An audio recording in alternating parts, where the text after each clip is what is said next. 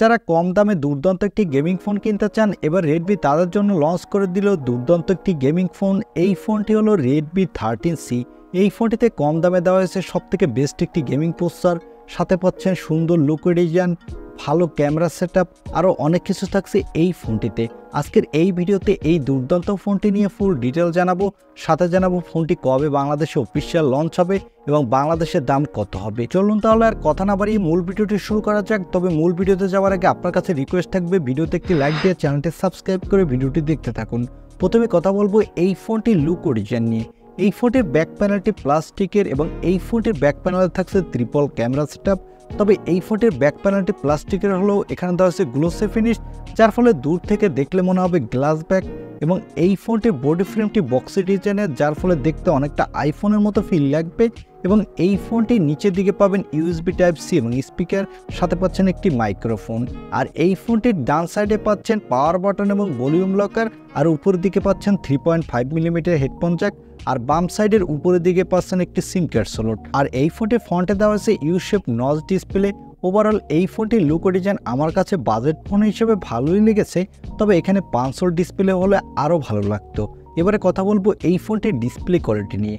এই ফোনটির ডিসপ্লেটির সাইজ হলো 6.74 ইঞ্চি মাপের একটি এইচডি ডিসপ্লে। এখানে থাকছে 90 হার্টজের রিফ্রেশ রেট এবং এই ডিসপ্লেটির পিপিআই ডেন্সিটি হলো 267 আর পিক ব্রাইটনেস হলো 600 নিটস। এখানে 600 নিটস পিক ব্রাইটনেস দেওয়ার ফলে এখানে ডে লাইটে কিছুটা ব্রাইটনেসের ঘাটতি পাবেন, তবে লো লাইটে কিন্তু বেশ ভালো পারফরমেন্সই পাবেন। আমার মনে হয় এই ডিসপ্লেটি যদি ফুল এইচডি ডিসপ্লে হতো তাহলে ডিসপ্লেটা এক কথায় দুর্দান্ত হতো। এবারে কথা বলবো এই ফোনটির ক্যামেরা কোয়ালিটি নিয়ে। আগেই বলেছি এই ফোনটির ব্যাক সাইডে দেওয়া আছে ট্রিপল ক্যামেরা সেটআপ, যার প্রাইমারি লেন্সটি হলো 50 মেগাপিক্সেলের।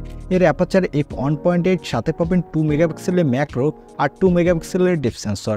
এই ফোনটির ব্যাক ক্যামেরা দিয়ে আপনি ফুল এইচডি ভিডিও রেকর্ড করতে পারবেন, আর এই বাজেটের ফোন হিসাবে আপনি ভালো কোয়ালিটির ফটোগ্রাফিও তুলতে পারবেন। এখানে পাচ্ছেন 5 মেগাপিক্সেলের সেলফি ক্যামেরা।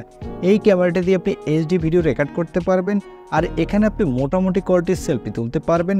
তবে আমার কাছে মনে হচ্ছে এখানে মিনিমাম 8 মেগাপিক্সেলের সেলফি ক্যামেরা দিলে এই ফোনটির সেলফি ক্যামেরা কোয়ালিটি আরও অনেক বেটার হতো। এবারে কথা বলবো এই ফোনটির অন্যতম হাইলাইটেড অপশন অর্থাৎ এর পারফরমেন্স নিয়ে। এই ফোনটিতে পারফরমেন্সের জন্য দেওয়া হয়েছে মিডিয়াটেকের হেলিও G99 প্রসেসর। এই প্রসেসরটি 6 ন্যানোমিটার আর্কিটেকে বিল্ড এবং এই প্রসেসরটির up to clock speed 2.2 gigahertz. এখানে আপনি ভালো মাল্টিটাস্কিং করতে পারবেন, সাথে PUBG, free fire, call of duty, Asphalt 9-এর মতো বড় বড় গেমগুলো আপনি ভালো স্মুথলি খেলতে পারবেন কোনো ল্যাগ ইস্যু ছাড়া। আর এই ফোনটিতে আউট অফ দ্য বক্স থাকছে অ্যান্ড্রয়েড 12, এর ব্যাকহ্যান্ডে থাকছে MIUI 14। এখানে সিকিউরিটির জন্য থাকছে সাইড মাউন্টেড ফিঙ্গারপ্রিন্ট সেন্সর এবং ব্যাটারির জন্য দেওয়া হয়েছে 5000 mAh এর একটি ব্যাটারি, সাথে থাকছে 10 ওয়াটের একটি ফাস্ট চার্জার। তবে আমার কাছে মনে হয়েছে এখানে মিনিমাম 18 ওয়াটের ফাস্ট চার্জার দেওয়া উচিত ছিল, তাহলে ফোনটি দ্রুত চার্জ করা যেত। আর এই ফোনটি মার্কেটে 3টি কালার ভেরিয়েন্টে পাবেন এবং এই ফোনটিতে থাকছে extra dedicated microSD card slot, যার ফলে আপনি চাইলে আপনার ইচ্ছামতো স্টোরেজ বাড়াতে পারবেন।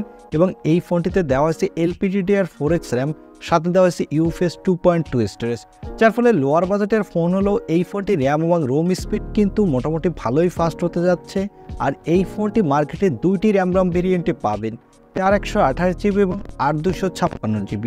এবারে কথা বলবো এই ফোনটি কবে বাংলাদেশে অফিসিয়াল লঞ্চ হবে আর এই ফোনটির দাম কত হবে। এই ফোনটি বাংলাদেশে অফিসিয়াল নেক্সট মান্থের শেষের দিকে লঞ্চ হওয়ার সম্ভাবনা আছে এবং এই ফোনটি অলরেডি কিন্তু গ্লোবাল মার্কেটে লঞ্চ হয়ে গেছে। এর দাম রাখা হয়েছে $140, যা বাংলা টাকা কনভার্ট করলে দাঁড়ায় 15,000 টাকার মতো। তবে এই ফোনটি বাংলাদেশে আসলে এর দাম অনেকটা বেশি হবে, এর দাম 16 থেকে 16.5 বা 17,000 টাকা হতে পারে। আমার মনে হয় এই ফোনটি যদি বাংলাদেশে অফিসিয়াল 16,000 টাকার মধ্যে লঞ্চ করে তাহলে গেমিংয়ের জন্য একটি বেটার ডিল হতে পারে। তবে এর দাম যদি আর একটু বেশি হয় তাহলে আমার মনে হয় ওভার প্রাইস হবে। এছাড়া এই ফোনটির কিছু ড্রব্যাক হলো এই ফোনটিতে ফুল এইচডি প্লাস ডিসপ্লে দেওয়া হয়নি। এছাড়া এখানে দেওয়া হয়েছে অটো ড্রপ ডিসপ্লে, তবে এখানে যদি 500 ডিসপ্লে দিত তাহলে এই ফোনটির ডিসপ্লে কোয়ালিটি আরও অনেক বেটার হতো। আর এই ফোনটিতে যদি 10 ওয়াটের ফাস্ট চার্জারের পরিবর্তে মিনিমাম 18 ওয়াট দিত তাহলে ফোনটি অনেক দ্রুত চার্জ করা যেত এবং ফোনটি একটি অলরাউন্ডার ফোন হতো। এই ছিল রেডমি 13C এই ফোনটির একটি রিভিউ। আই হোপ ভিডিওটি আপনার ভালো লেগেছে, আর ভিডিওটি ভালো লাগলে অবশ্যই লাইক দিয়ে চ্যানেলটি সাবস্ক্রাইব করে আমাদের সাথে থাকুন। দেখা হবে নেক্সট ভিডিওতে। আজকের মতো আল্লাহ হাফেজ।